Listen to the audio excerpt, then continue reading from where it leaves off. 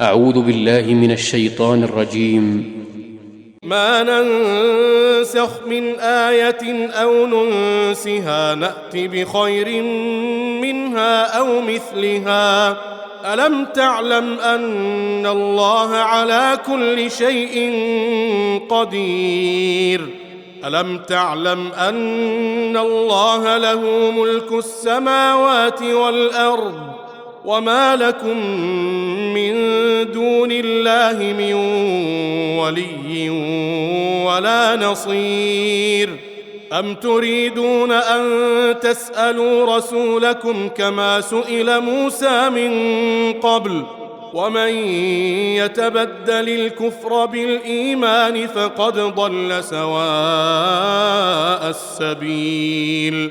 ود كثير من أهل الكتاب لو يردونكم من بعد إيمانكم كفارا حسدا من عند أنفسهم من بعد ما تبين لهم الحق، فاعفوا واصفحوا حتى يأتي الله بأمره، إن الله على كل شيء قدير.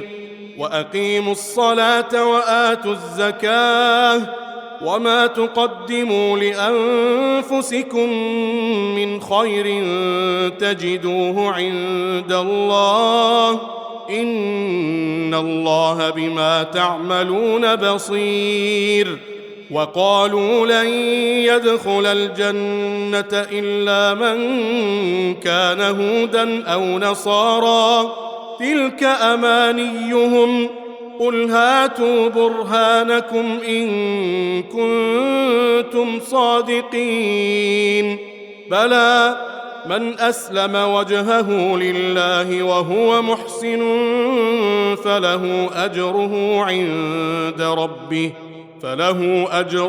عند ربه ولا خوف عليهم ولا هم يحزنون.